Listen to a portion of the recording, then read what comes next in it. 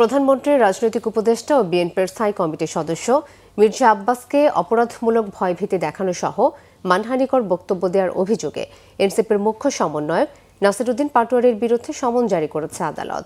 রবিবার ঢাকায় metropolitan magistrate Mohammad Hasan শাহাদাতের আদালতে নাসিরউদ্দিন পাটোয়ারীর বিরুদ্ধে মামলা গ্রহণ করে এই সমন জারি করা হয়।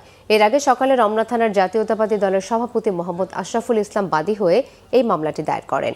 বেলা 11:30টায় মামলাটি গ্রহণযোগ্যতার বিষয়ে শুনানি শেষে মামলাটি গ্রহণ করেন আদালত। এরপর নাসিরউদ্দিন পাটোয়ারীকে আদালতে হাজির হতে সমন জারি করেন বিচারক।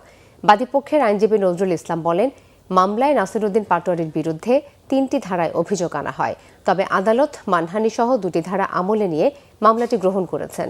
বাদীর অভিযোগ, নাসিরউদ্দিন পাটোয়ারী গত ত্রয়োদশ সংসদ নির্বাচনে শাপলাকলি প্রতীক নিয়ে মির্জা আব্বাসের সাথে বিপুল ভোটে হেরে যায়। নির্বাচনের সময় তিনি বিভিন্ন সময় মিথ্যা ও মানহানিকর বক্তব্য দিয়ে আসছেন। নাসিরউদ্দিন পাটোয়ারী নির্বাচনে হেরে যাওয়ার পর আরও বেশি করে বিভিন্ন সামাজিক যোগাযোগ মাধ্যমে এবং বিভিন্ন অনলাইন পত্রিকার মাধ্যমে মিথ্যা মানহানিকর বক্তব্য ও বিভিন্ন হুমকি দিয়ে আসছেন।